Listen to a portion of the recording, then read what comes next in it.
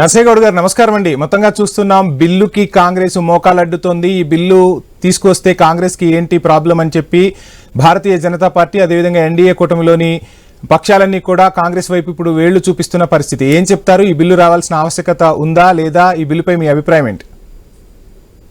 Voice clear ఉందా sir? Yeah, క్లియర్గా ఉంది సార్. కంటిన్యూ చేయండి సార్. ముందుగా మీకు ప్యానెల్లో ఉన్న పెద్దలకు వ్యూవర్స్ కు నమస్కారం. ఈ బిల్లు టూకీగా చూస్తే బాగానే ఉందని అనిపిస్తుంది కానీ ఇది ఒక పెద్ద రాజకీయ కుట్ర, భారతీయ జనతా పార్టీ పన్నినటువంటి రాజకీయ కుట్ర. ఇది ఒక ఏకస్వామ్యానికి దారి తీసే విధంగా కనిపిస్తా ఉంది. ఎందుకంటే భారతదేశంలో ఈ నరేంద్ర మోడీ గారు, షా గారు వచ్చిన తర్వాత వారు చేసే ప్రతి పని కూడా రాజకీయానికి లింక్ అయి మాత్రమే చేస్తా ఉన్నారు. ఈవెన్ ఇప్పుడు ఉపరాష్ట్రపతి అభ్యర్థిని నిర్ణయించే వరకు కూడా అదే జరుగుతా ఉంది. ఈ రోజు వాళ్ళ ఉద్దేశం ఏంటంటే ఓటు చోరీ చేసిర్రు, దాంట్లో దొరికిపోయినరు కాబట్టి ఇది కూడా ఎక్కువ దూరం నడిచే అవకాశం లేదు. ఎందుకంటే ఎన్నికల కమిషన్ ఎన్నిక చేసే దాంట్లో సుప్రీంకోర్టు చీఫ్ జస్టిస్ ను పక్కకు పెట్టి ఒక మంత్రిని పెట్టుకున్నారు. ఎందుకంటే మెజారిటీ వాళ్ళు అవుతారు కాబట్టి వాళ్ళ ఆటలు సాగుతాయని ఇదంతా చేసి ఇదంతా బయటకు వస్తుంది కాబట్టి మరొక కుట్రకు తెరలేపినట్టుగా నేను భావిస్తా ఉన్నా. ఎందుకంటే దాని వెనుకాల ప్రతిపక్షాలకు సంబంధించినటువంటి ముఖ్యమైన నాయకులు, ముఖ్యమంత్రులు, మంత్రులు, ఎమ్మెల్యేలు, ఎంపీలు అందరూ కూడా అయితే భారతీయ జనతా పార్టీ లైన్ లో రావాలి, లేదు అనంటే జైలుకు పోవాలి. ఇదే దీని వెనుకాల ఉన్న వాస్తవమైన ఉద్దేశము, రాజకీయ ఉద్దేశము. లేకపోతే ఇప్పుడు ఇంకా స్పెసిఫిక్ గా చెప్పాలంటే మొట్టమొదటి వికెట్ చంద్రబాబు నాయుడు గారు అవుతారు. ఎందుకంటే దక్షిణాదిలో వాళ్ళ పార్టీని పెంచాలంటే ఇక్కడ డిఎంకేని తీసేస్తారు, అక్కడ ఒడిశాలో వారిని తీసేస్తారు, నెక్స్ట్ ఆంధ్రప్రదేశ్ కు వచ్చే వరకు వీళ్ళు ఉన్నారు.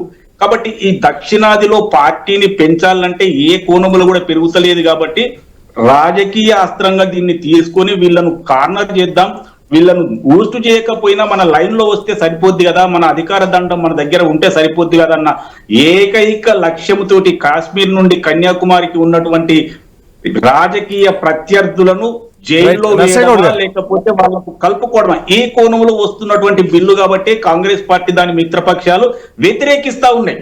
సరే, ఇవన్నీ పక్కన పెడితే నర్సేగౌడ్ గారు, ఇవన్నీ పక్కన పెడితే సరే, ప్రతిపక్షాలు అధికార పక్షం ప్రతిపక్షంపై విరుచుకుపడుతుంది. ఈ బిల్లుని రావాల్సిన ఆవశ్యకత ఉంది. మీరు చెప్పే పాయింట్స్ మనం చూస్తే ఒక రకంగా శశి థరూర్ కీలక వ్యాఖ్యలు చేశారు. ఈ బిల్లుని విజ్ఞతతో ఆలోచించాల్సిన అవసరం ఉంది, జ్ఞానం ఉన్నవాళ్ళు విజ్ఞతతో ఆలోచిస్తారు అంటూ ఈ బిల్లుని సమర్థించిన పరిస్థితి కనిపిస్తోంది. ఏం చెప్తారు? వంశీ గారు, శశి థరూర్ గారికి మోడీని చూసే వరకు దేశభక్తి వచ్చిందో, రాజభక్తి వచ్చిందో, మోడీ భక్తి వచ్చిందో తెలియదు. ఆయన కాంగ్రెస్ లో ఉన్నా కూడా బీజేపీ మాట మాట్లాడుతా ఉన్నాడు. మరి ఎందుకు మాట్లాడుతున్నారు అనేది వ్యక్తిగత విషయం, ఆయన అడిగి తెలుస్తుంది. కాంగ్రెస్ పార్టీ స్పష్టంగా చెప్తా ఉంది ఏంటంటే రాబోయే కాలంలో భారతీయ జనతా పార్టీ సెంట్రల్ లో ఏకస్వామ్యం రాజరికం చేయాలంటే కేవలం ఈ బిల్లు వల్ల మాత్రమే సాధ్యమైతుంది. ఎవరు జైలుకు పోవాలని షోక్ ఉండదు. కాబట్టి మమతా బెనర్జీ కానించి ఉమర్ అబ్దుల్లా కానించి మొదలు పెడితే డిఎంకే అధినేత గాని, లేకపోతే ఇంకో కేరళ గాని, ఆంధ్రప్రదేశ్ గాని, ఒడిశా గాని ఎవరైనా సరే, ముఖ్యంగా ఢిల్లీలో మాజీ ముఖ్యమంత్రి కేజ్రీవాల్ తోటి స్టార్ట్ అయితే మొత్తం దేశం మొత్తం కూడా ప్రతిపక్ష నాయకులు ఎమర్జెన్సీలో లోపలేసినట్టు వేస్తారేమో అని నాకు ఒక డౌట్ గా ఉంది. ఎందుకంటే మోదీ షా వ్యూహం ఏముందంటే భారతీయ జనతా పార్టీ మాత్రమే భారతదేశంలో ఉండాలి, మిగతా వాళ్ళు అయితే మాకు అడవులకు మడుగులో తల్లి, లేకపోతే జైల్లో ఉండాలి. ఇదే వాళ్ళ కథ. నేను అంటున్నా, వీరు ఇది చేసే ముందట ఇంతకు ముందు వీరి మీద వచ్చిన ఆరోపణలు గాని ఎందుకు, మరి 30 రోజులు ఎందుకండి? ఒక్క రోజు అరెస్ట్ అయినా లోపల పోవాలని ఎందుకంటలేరు? మరి అమిత్ షా ఇంతకు ముందు అరెస్ట్ అయ్యింది కదా, ఆరోపణలు ప్రధానమంత్రి మోడీ మీద కూడా వచ్చినాయి కదా, భారతీయ జనతా పార్టీ నాయకుల మీద మస్తుగా వచ్చినాయి కదా. ఒక్క రోజు అరెస్ట్ అయినా పదవి ఊడుతుందని పెట్టండి మీరు.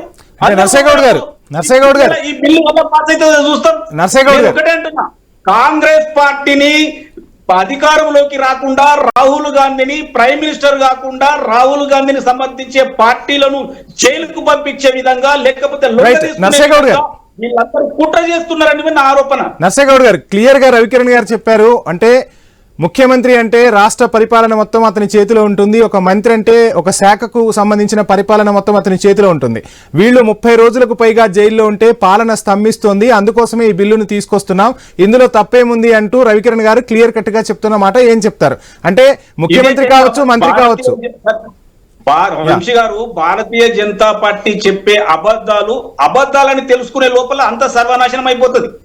వారు చెప్పే అబద్ధం వైట్ లై. నేను అంటున్నా, ఆయన ఇప్పుడు ఇంతకుముందు ఢిల్లీ మాజీ చీఫ్ మినిస్టర్ చాలా రోజులు జైల్లో ఉన్నాడు. రాజ్యాంగంలో లేదు కాబట్టి నేను రిజైన్ చేయలేదు, రిజైన్ చేస్తే నేను తప్పు చేసిందని అనుకున్న ఒక కోణంలో ఆయన ఉన్నాడు. తప్పేముందంటున్నా నేను అంటున్నా, ఒకవేళ నేను చిత్తశుద్ధి భారతీయ జనతా పార్టీకి ఉంటే ఆరోపణలు రాగానే పదవి పోవాలి, ఒక్కరోజు అరెస్ట్ అయినా పదవి పోవాలి, రైట్, సాక్ష్యాలు ఉన్నా పదవి పోవాలి, మీడియా ట్రయల్ అయినా పదవి పోవాలి అని పెట్టండి. ఈ బిల్లు పాస్ కాదు.